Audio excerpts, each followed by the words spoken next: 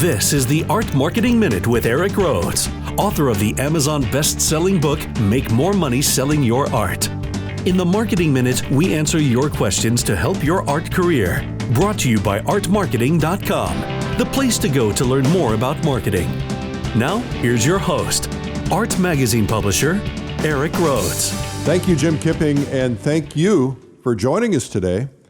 I am here. My goal is to eliminate the idea of the starving artist. So let's get right to today's questions.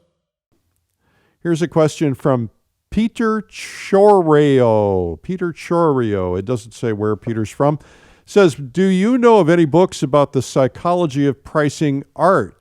No, the answer is no. I don't have any idea of any books about the pricing of art. There are literally hundreds of books out there on the psychology of pricing and pricing specific, but they tend to be pricing in a retail environment. I've read lots of them. A lot of them have conflicting information. There's nuggets you can get from every one of them, but art is something special because art is not a commodity, typically. And as a result, it's done a little bit differently. Pricing art is something I deal with in my books, my website, my videos, my podcasts. Well, this is podcast now, I guess. Anyway, it's very dependent on how it's being sold. Environment has everything to do with pricing, as does the target audiences. For instance, billionaires and even millionaires think differently than thousandaires. And appealing to that psychology is important. I often tell the story of the lady who went to the tent show. Artist tells me the story. She says, how much is the painting? He says, it's $4,000. She writes out $40,000, hands him the check. She says, no, he says, it's not $40,000, it's $4,000. And she says, well, it must not be any good. She rips up the check. So pricing is, a high price oftentimes signals a high value painting, for instance. But sometimes you have to establish yourself to get high price. Other times, some environments you don't.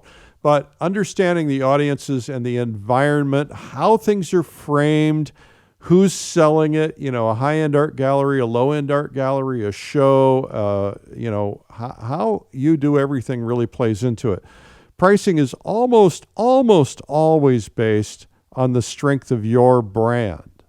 I mean, if I said, I've got a Richard Schmid painting for sale, or I've got a Clyde Aspavig painting for sale, I've got a Ken Coleman painting for sale, you're going to perk up because you know the strength of the brand. If I say, Larry Ledbetter, then you might not know the strength of the brand. And so if you build your brand, the better your reputation for quality, desirability, collectability, importance, the better your price is going to be. Of course, scarcity plays into your price as well.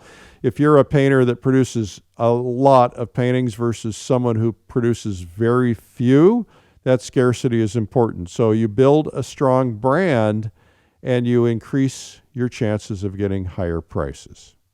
Next question, Melissa in Trenton, New Jersey, who says, many artists feel their art speaks for itself and they just make the art and they will eventually get discovered. Why marketing? Well, Melissa, there was a movie called The Field of Dreams. Remember the theme? If you build it, they will come. Well, I think it's kind of a lie. It's kind of like the starlet who sits in the drugstore in Los Angeles and Hollywood waiting to be discovered. Lana Turner, it happened to Lana Turner one time. Hasn't happened to anybody else that way ever since then. And it turns out, by the way, that was made up by a press agent. It wasn't the way it worked out after all. You could wait a long time and never get discovered. Anybody remember a thing called a phone book?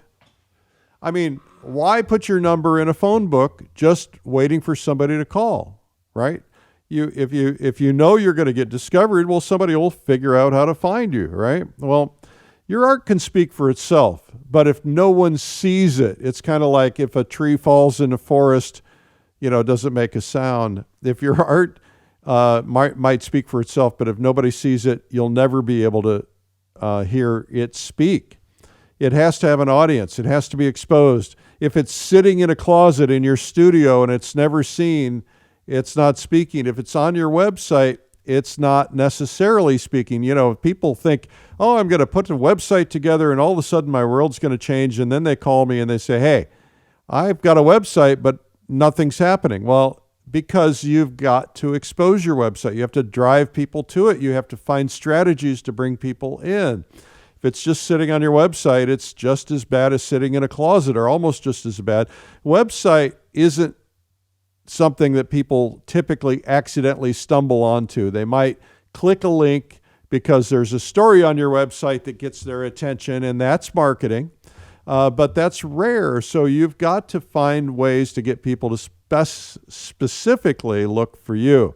Now, it does happen occasionally for some businesses, like a hot restaurant starts up and the word travels and everybody goes there because everybody's telling everybody else.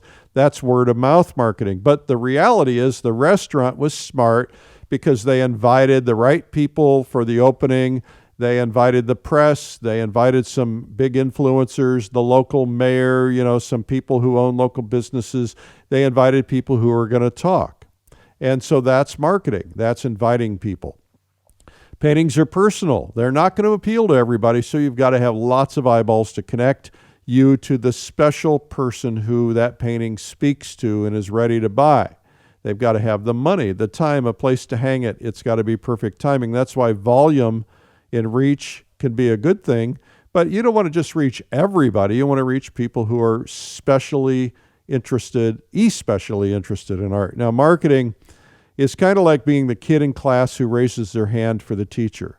You know, don't raise your hand if you're not willing to get called on. And, you know, you might get called on randomly once in a while, but not likely. Or imagine holding a wedding and forgetting to send out the invitations. The invitations are the marketing. Sometimes the entertainment is the marketing. The invitations say, you know, we've got Cool in the Gang or somebody like that playing at our reception. If you want to sell your art, you are in business.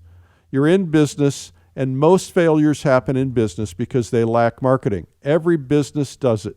It can be soft, it can be quiet, it can be elegant, it can be loud, it can be obnoxious, it can be awful. You get to choose, but without marketing, you starve. Anyway, I hope that's helpful.